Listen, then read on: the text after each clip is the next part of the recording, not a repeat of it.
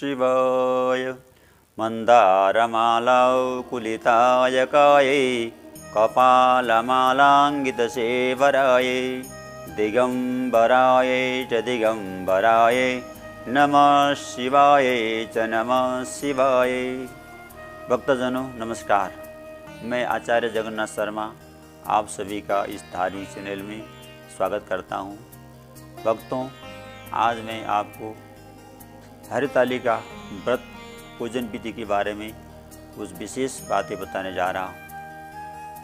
यूँ तो वर्ष भर में बहुत सारे त्यौहार पर्व पड़ते हैं, इसमें हरितालिका व्रत एक महत्वपूर्ण व्रत है।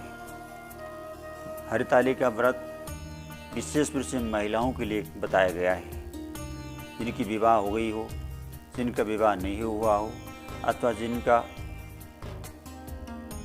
जिनके पति स्वर्गवास हो गए हों, ऐसे सभी प्रकार के महिलाओं के लिए ये व्रत उत्तम व्रत है। माँ गौरी जी ने भगवान शंकर को पति रूप में प्राप्त करने के लिए इस व्रत का अनुष्ठान किया था। भाद्र शुक्ल तृतीया के दिन ये व्रत किया जाता है। ये व्रत महिलाओं के लिए अत्यंत महत्वपूर्ण व्रत है। अपने परिवार की सुख शांति के लिए, पति की सुख शोक में आयु वृद्धि के लिए, घर में धन धान्य की वृद्धि के लिए, सदा सौभाग्यवती होने के लिए ये व्रत किया जाता है। भगवान शंकर की प्रसन्नता के लिए ये व्रत किया जाता है। माँ गौरी जी ने तब से व्रत के प्रभाव से भगवान शंकर को पति रूप में प्राप्त किया था, ऐसे शास्त्रों में बताया गया है। ये व्रत अति महत्वपूर्ण व्रत है। केन त्वमया प्राप्तं वरदानव्रतादिना अनादिबुद्धिनिधो भवता चैव जगत प्रभु। एक समय माता गौरी जी ने भगवान शंकर से कैलाश में रहते हुए पूछा कि प्रभु, मुझे ऐसा बताइए कि कौन सा व्रत श्रेष्ठ है और मैंने किस व्रत के प्रभाव से, किस व्रत के पुण्य के कारण मैंने आपको प्राप्त किया, वो मुझे बताइए। कैलास शिखरे रम्ये गौरी पृच्छति शंकरं गुह्यात् गुह्यतरं गुह्यं कथयस्व महेश्वरः। हे महेश्वर, गोपनीय से भी गोपनीय जो व्रत है वो मुझे बताइए। तो भगवान शंकर ने बताया कि तुमने पूर्व काल में जो व्रत किया था उस व्रत का नाम है हरितालिका। हरितालिका इस व्रत के कारण ही, पुण्य के प्रभाव से ही तुमने मुझे पति रूप में प्राप्त किया। तो फिर गौरी जी ने पूछा, प्रभु वो व्रत कैसा था, किस तरह मैंने आपका व्रत किया, वो मुझे बताइए। वर्णानां यथा विप्रो देवानां विष्णुरुत्तमम्। भगवान शंकर ने कहा, जैसे 4 वर्णों में ब्राह्मण वर्ण श्रेष्ठ हैं, जिस प्रकार ग्रह नक्षत्र में सूर्य प्रधान है, देवताओं में विष्णु प्रधान है, नदियों में गंगा जी श्रेष्ठ हैं, उसी तरह से व्रतों में हरितालिका व्रत श्रेष्ठ व्रत है। ये व्रत श्रेष्ठ व्रत है। एकाग्रेण तु श्रेष्ठम यथा दुष्टम पुरातनम एनम पुण्य प्रभावेण प्राप्त अर्दासनम ममः। जिसके पुण्य के प्रभाव के कारण तुमने मुझे पति परमेश्वर के रूप में प्राप्त किया। तो ये व्रत अति महत्वपूर्ण है। अस्ति तत्र महानेको हिमवन्न गौतम नानाभूतिश्रमा किरणो नानाद्रुमसमाकुलः। भगवान शंकर बताते हैं कि भारतवर्ष के उत्तर भाग में हिमालय नाम का पर्वत है, और हिमालय राज की पत्नी मेनका के गर्भ से तुम्हारा जन्म हुआ। तुम बचपन से ही मिट्टी की शिवलिंग के बालू के शिवलिंग बना करके मेरी पूजा करती थी। बचपन से ही सखियों के साथ खेलते कूदते मेरी व्रत की पूजा किया करती थी। ऐसा तुम्हारा व्यवहार था। और जब बड़ी हुई, तुम्हारे विवाह का प्रसंग आया, तो देवर्षि नारद जी ने तुम्हारे पिताजी को बताया कि इस संसार में सर्वश्रेष्ठ जो वर हैं वो तो विष्णु भगवान है, श्री नारायण है, उनके साथ तुम्हारा विवाह कर देना चाहिए। इस तरह से देवर्षि नारद जी ने तुम्हारे पिताजी को ये सलाह दी। हिमालय, तुम्हारे पिता हिमालय भी नारद जी की बात को सुनकर के प्रसन्न हुए। ये बात जब तुमको मालूम हुआ कि विष्णु जी के साथ पिताजी संबंध करने जा रहे हैं। बड़ी दुखी हुई तुम और अपनी सहेलियों से कहा कि मेरे पिताजी ऐसे ऐसे कर रहे हैं। उन सहेलियों ने कहा कि हम आपको ऐसी जगह ले जाएंगे जहां आपके पिताजी नहीं ढूंढ पाएंगे। तो सहेलियों के साथ मध्य रात्रि में ही तुम अपने पिताजी हिमवान के घर से निकले और एक सुंदर गुफा में जा करके रहने लगी और वहीं पर मिट्टी के शिवलिंग बना करके, पार्थिव शिवलिंग बना करके तुमने पूजन करना प्रारंभ किया। इस तरह से करते हुए बहुत समय बीत गया। समय बीतता गया और कठोर व्रत तुमने किया और सर्दी के समय में ठंडे जल में रह करके तप किया, बरसात के समय में नदी के मध्य में रह के तप किया, गर्मी के समय में चारों तरफ अग्नि जला करके तुमने तप किया, विपरीत मौसम में जा करके तुमने मतलब जो है तप किया और इसका प्रभाव हुआ कि मैं प्रसन्न हुआ और तुम्हें साक्षात दर्शन दिया। इस प्रकार तुमने कठोर व्रत के कारण मुझे प्रसन्न किया था। भगवान शंकर आगे बताते हैं, गौरी मेरा दर्शन पाने के बाद तुम अपने घर में गई और संपूर्ण वृत्तांत बताया। उधर अपनी पुत्री को न देख करके तुम्हारे पिताजी बड़े दुखी थे। उन्होंने प्रयास किया ढूंढने का, लेकिन सफल नहीं हुए।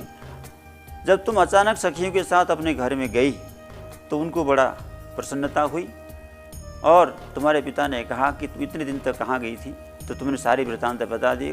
मेरा विवाह आप विष्णु जी से करना चाहते थे, लेकिन मेरा मन तो भगवान भोलेनाथ शंकर जी के साथ लगा हुआ है, इसलिए मैं उनकी प्रसन्नता के लिए, उनको पति रूप में प्राप्त करने के लिए तप करने के लिए गई थी।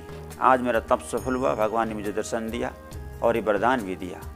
अपनी पुत्री की बातों को सुनकर के तुम्हारे पिता हिमवान बड़े प्रसन्न हुए और शंकर जी के साथ विवाह करने का उन्होंने निश्चय किया। इस प्रकार तुम्हारा और मेरा विवाह हुआ।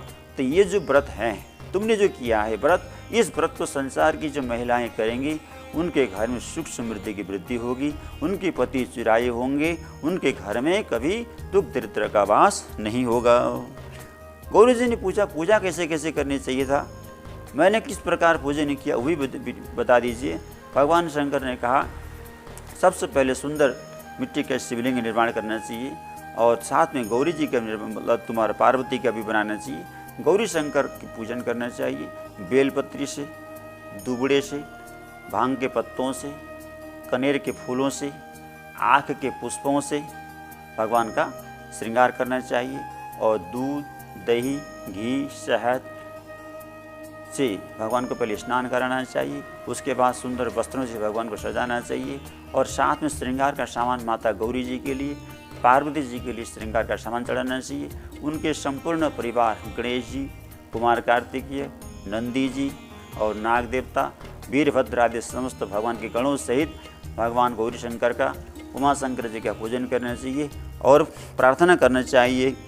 नमः शिवाय शांताय पंचवक्त्राय शूलिने नंदिभृंगिमाकाल गणयुक्ताय शंभवे, शिवाय हरकांताय प्रकृति सृष्टि हेतवे, शिवाय स्वरमांगल्ये शिवरूपे जगन्मये, शिवे कल्याणदे नित्यं शिवरूपे नमस्तुते इत्यादि मंत्रों से भगवान की स्तुति करनी चाहिए। येन कांतम देवी पूजिता से महेश्वरी। इस प्रकार हे देवी, इस विधि से जो पूजन करते हैं, जो महिलाएं करती हैं, जो युवतियां करती हैं, उनको निश्चय ही उत्तम फल की प्राप्ति होगी और उनकी जो जन्म जन्मांतर की जो दुख दारिद्रता है उनका सबका निराकरण होगा। सप्तो तृतीयाय तुया नारी अहंकारं कुरु यदि सप्त जन्म भवेद बंद वैधव्यम जनु जन्मनि। इस व्रत को करने वाली महिलाओं को चाहिए कि उस दिन क्रोध न करें, आलकस का त्याग करके सवेरे जल्दी उठें, स्नान करें और अपनी पूजा की तैयारी करें। पूजन की तैयारी से पहले संकल्प करें, हे प्रभु, हे जगन माता, हे जगन नियंता, अपने घर की सुख शांति के लिए, सुख समृद्धि के लिए, अपने पति की दीर्घायु के लिए मैं आपका व्रत कर रही हूँ, आपका पूजन करने जा रही हूँ, मुझे शक्ति देना माँ।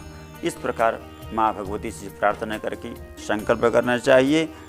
पच्यते नरके घोरे नववासं कुरुते। और लिखा है इसमें, भगवान शंकर कहते हैं, हे गौरी, इस दिन जो महिलाएं व्रत नहीं करती हैं अथवा इसमें लापरवाही करती हैं तो उनको नरक भी जाना पड़ सकता है, उनको कष्ट हो सकता है।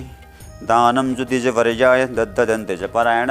इस व्रत का पारायण अगले दिन होगा, दिन में पूजन करें, व्रत करें, रात्रि में जागरण करें और अगले दिन सूर्योदय से पहले स्नान करें और जो पूजन की जो संपूर्ण सामग्री है, बेलपत्र इत्यादि, उनको उस पवित्र जलाशय में, गंगा जी में अथवा पवित्र जल में ले जाकर के उनको विसर्जन करें। वहाँ से स्नान करके आएँ और घर में आकर के फिर मतलब भोजन की तैयारी करें। पहले भगवान को भोग लगाएं, ब्राह्मण को दान दें। इस प्रकार जो विधि विधान के साथ करती हैं उनको निश्चय ही पुण्य फल की प्राप्ति होगी। भगवान शंकर कहते एवं विधाय कुरुते च नारी त्वजा समान रमती च भरत भोगाननेकं भुवि भज्यमान सायुज्यमन्ते लभते हरेण अश्वमेध सहस्राणि वाजपेशतानि च कथाश्रवणमात्रेण तत्फलं प्राप्यते नरैः एतत्ते कथितं देवी तवाग्रे व्रतमुत्तमं कोटियज्ञकृतं पुण्यम अस्य अनुष्ठानमात्रतः। भगवान शंकर कहते हैं गौरी, इस प्रकार जो विधि विधान के साथ हरितालिका व्रत का पूजन करते हैं, व्रत करते हैं, उनके घर में सुख शांति होगी, अन्न धन की वृद्धि होगी, पति की दीर्घायु होगी और घर में सब प्रकार के मंगल कार्य होंगे। निश्चय ही श्रद्धा भक्ति के साथ करने से पुण्य की प्राप्ति होती है। तो ये हरितालिका व्रत के बारे में मैंने आपको कुछ बताया। आप निश्चय ही व्रत को करेंगे, मुझे ऐसा विश्वास है, और आपके घर में सुख समृद्धि होगी, ये भी मुझे विश्वास है। भगवान शंकर, माता गौरी आपकी सबकी मनोकामना पूर्ण करें। ओम नमः शिवाय, ओम नमः चंडिकाय।